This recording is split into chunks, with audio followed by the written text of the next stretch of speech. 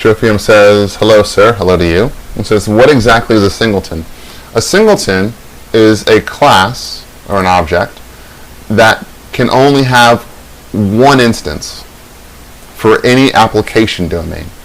And the easiest way to understand the application domain is the program that's running, right? We say that because it could also be like a sub-process, but you probably won't run into anything where that's the case.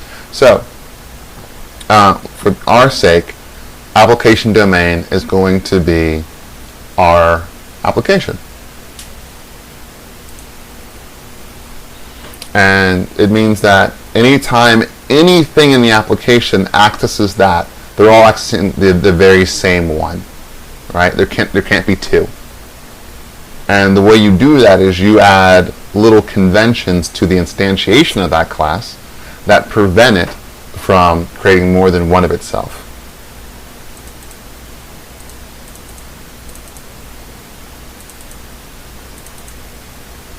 Oh, here we go.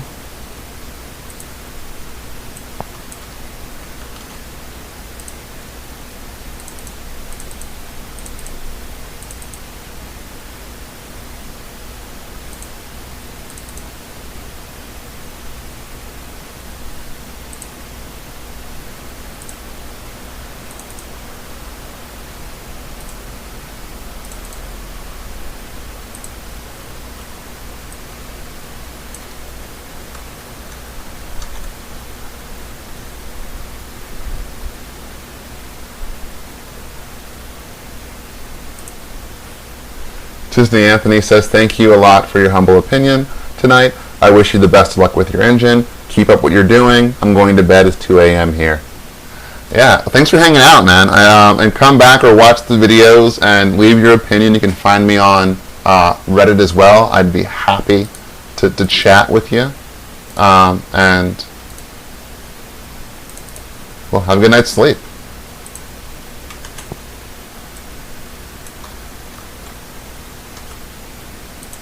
Okay, so, and we said this before, you see something like 200 errors in this list, and it wants to scare you. You want to say, man, what have I done? You want to be, if you're sitting at work and someone gives you a task, or you're working on something, and you make one change, and suddenly you see 200 errors, stay calm.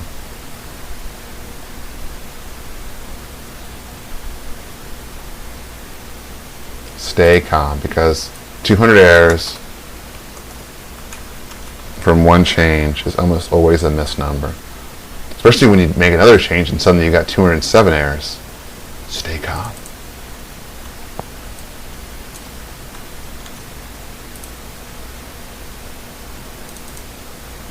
Alright, so player looks, all this stuff looks good.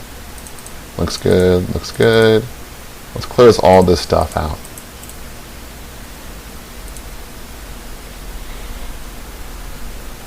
Strophium says, how did you say your name just then?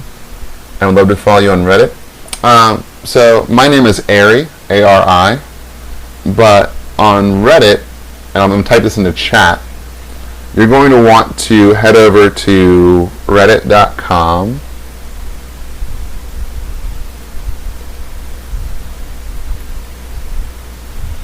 watch people code, and then my name on Reddit is going to be my full name, Arenze Chuku, and just look for posts by me and send me messages, or if you have any questions or want some.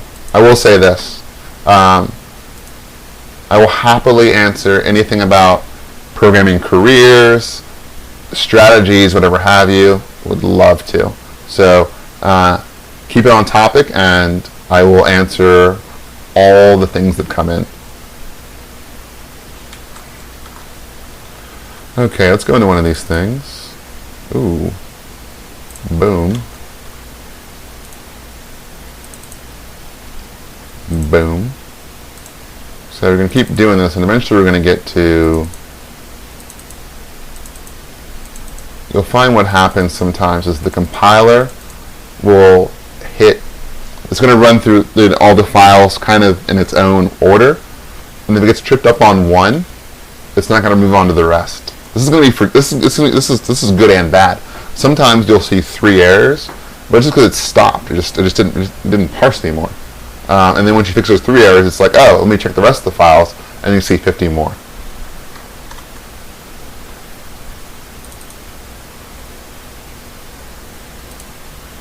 Okay, now I actually think it's wrong.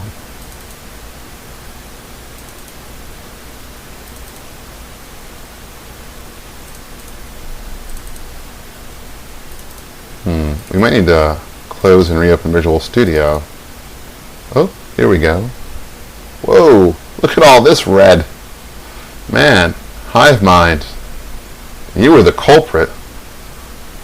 Let's take a second and just really appreciate how much red is in this file.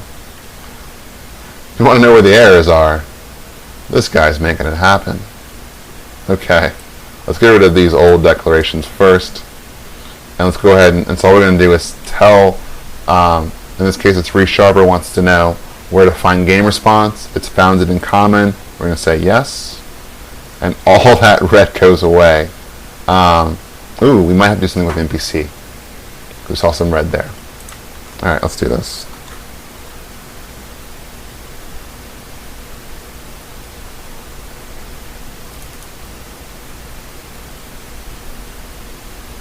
Now we're in render.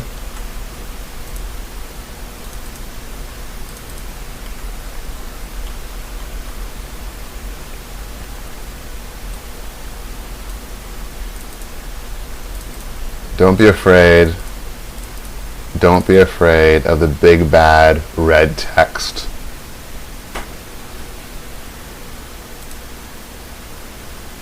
It can't hurt you.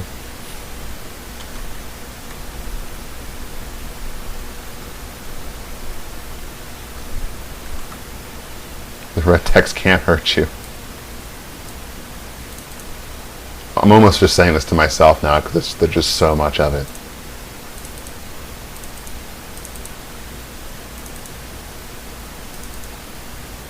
Hive Mind all went away.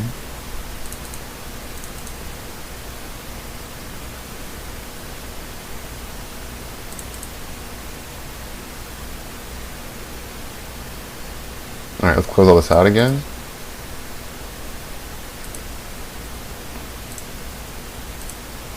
Let's build our solution this way. I really do think it's picking up, it's not actually updating, so let's go ahead and save all this and close out real fast. Maybe I'm wrong, maybe I'm right, we'll see. Alright, Strathium says, I was actually looking for a good person to ask. I've been interning making these fitness apps for a local company, and I think they're about to hire me full-time during my last year at university. Game development is the dream, but my friends are skeptical about it due to its history of being really bad in terms of hours versus pay. I heard it has come back quite a bit, but I love your opinion. Alright, so I've never actually worked in the... I've never actually been a game developer. I did work for Electronic Arts for 2 years. So, I will split... I think this advice, if I've got anything to say, is going to be agnostic to, it's going to be the same advice regardless of where you want to work, what you want to do in computers. So,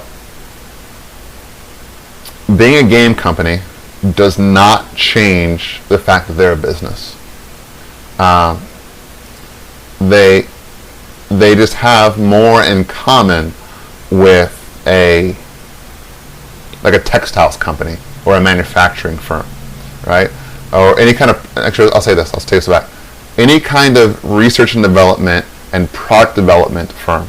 So if you work for a place where it's their job to build something and then sell it, and you're working for that company, you're going to find yourself working a lot of hours because it's your job to produce something they can sell for the most amount of money at the lowest amount of development cost or lowest amount of research cost.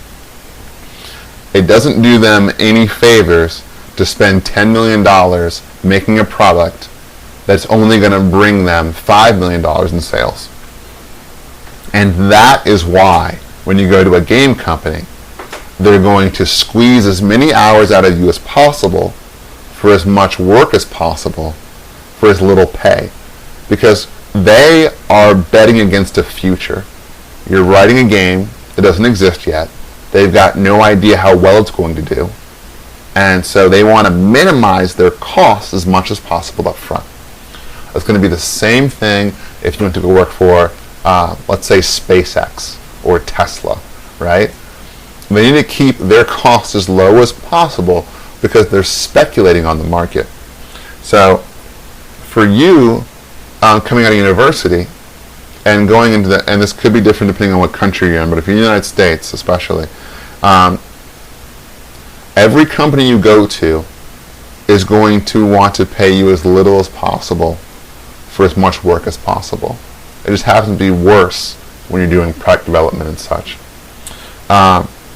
And in the IT industry, in the computer and programming industry, it breeds a culture of job hopping. You need to expect that, right? Once you negotiate your salary, expect to stay there.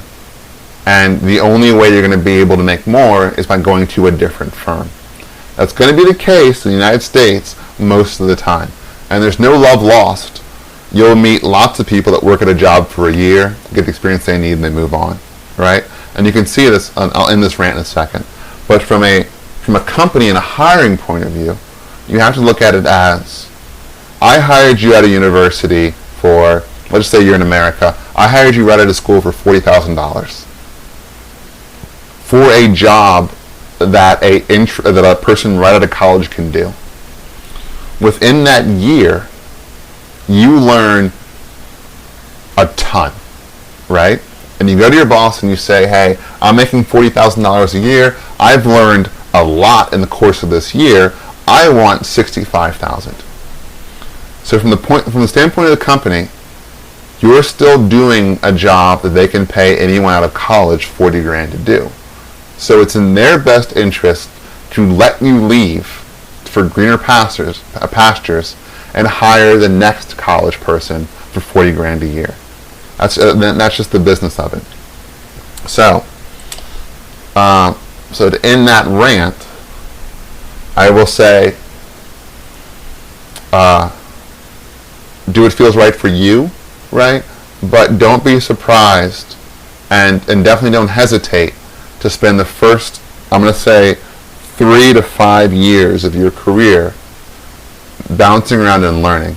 And for those first 3 to 5 years, the goal should not be how much money you can make. The goal in those 3 to 5 years should be, what do I need to learn to become a senior developer?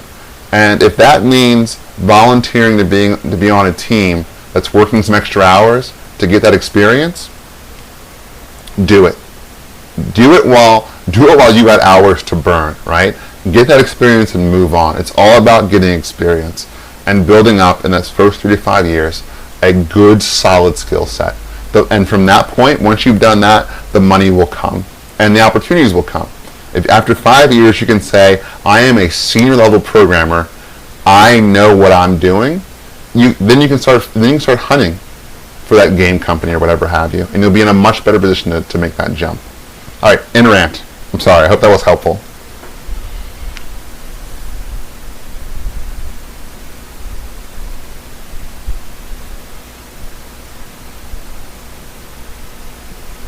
That Stefan says, right, that's actually endearing in a sense. It puts in perspective that the company is just trying to keep costs low, not necessarily keep you down. Their model creates the expectation of not retaining entry-level employees. Yeah. And so, yes, and so that's exactly it. And if you can come to the table and you can speak frankly with a hiring manager and ask them, say, hey, what are you looking for from me as an employee? Where do you see me at in a year? Don't talk yourself out of the job, but just get the facts, right? And then, nod and smile and, think about it.